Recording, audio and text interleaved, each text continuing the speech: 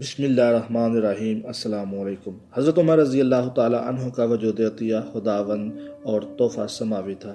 جیسے یہ طور خاص اسلام کے غلبے کے لیے مانگا گیا تھا، جس کا مسلمان ہونا اسلام کی فتح، جس کی ہجرت مسلمانوں کی نصرت اور جس کی خلافت مسلمانوں کے لیے رحمت تھی۔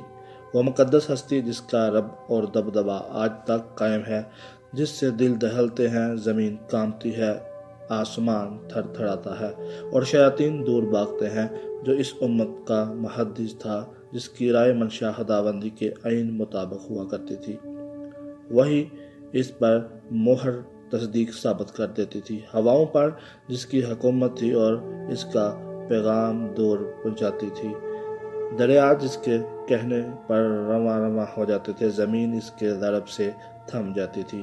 وہ خلیفہ برحق تھے، دو قبیلوں کے فاتح تھے، جس کے دور میں تسبیح کی طرح آس پاس کے ممالک ٹوٹ کر بکھرنے لگے اور پکے ہوئے پھل کی طرح اسلام کی جولی میں گرنے لگے۔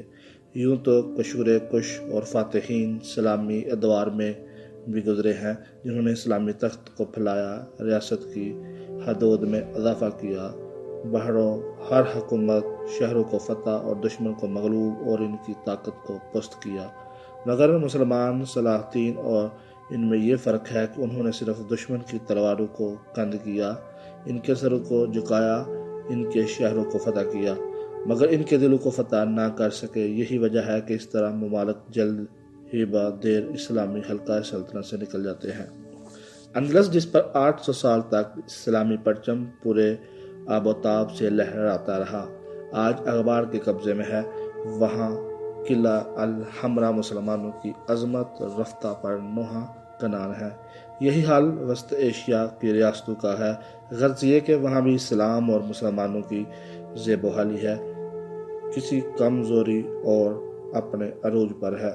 اگر خاص انتظامی اور مادی گناہ سے دور فروغی کو دیکھا جائے تو دور فروغی اسلامی تاریخ میں منفرد اور ممتاز نظر آتا ہے۔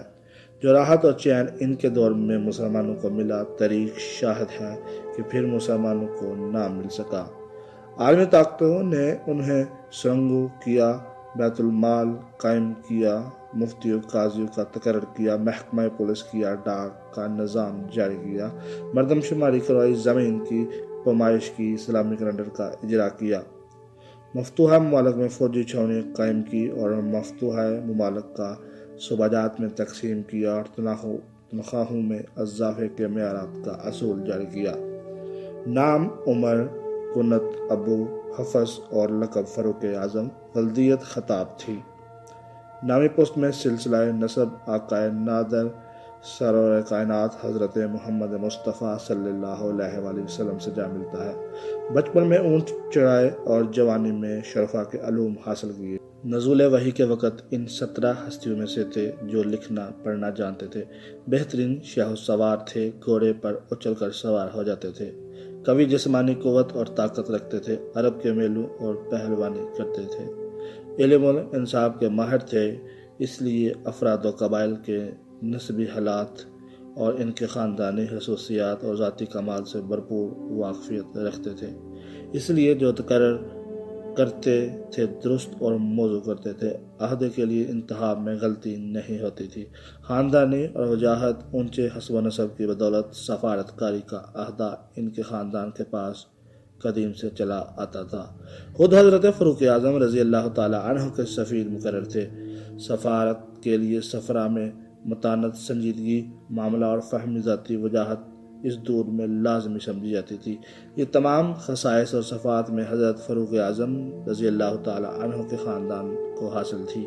حضرت عمر رضی اللہ تعالی عنہ دیگر صحابہ رضوان اللہ علیہ اجمعین میں یہ فرق تھا کہ دیگر صحابہ مرید رسول اللہ صلی اللہ علیہ وآلہ وسلم تھے، حقیقت میں ان کا سلام حضور صلی اللہ علیہ وآلہ وسلم کا معجزہ تھا، کیونکہ اسلام سے پہلے ایسے کوئی شہداء اور آثار، خارجی قرآن اور علامات نہیں تھے جس سے ان کے اسلام کی توقع کی جا سکے۔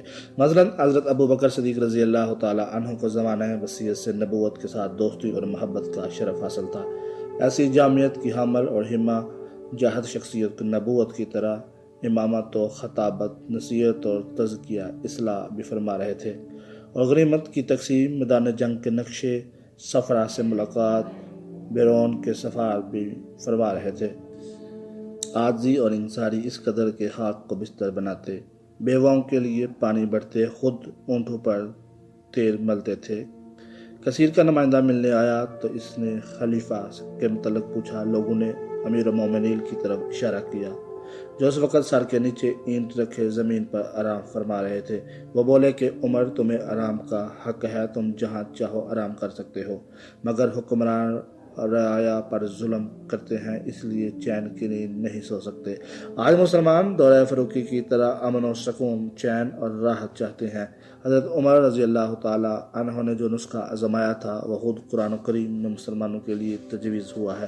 مفہوم ہے کہ اگر تم مومن صادق ہو تو تم ہی غالب رہو گے۔ اگر خود حضرت عمر رضی اللہ تعالیٰ عنہ اس کا برملا اعلان کرتے تھے۔ اللہ تعالیٰ نے اسلام کے ذریعے ہمیں عزت سے نوازا۔ اپنا بہت خیال رکھیے گا۔ چینل کو سبسکرائب کرنا مت بھولیے، بیل آئیکن پر ضرور کلک کیجیے تاکہ آنے والی نئی ویڈیو آپ کو ٹائم سے مل سکے۔ السلام علیکم ورحمۃ اللہ وبرکاتہ۔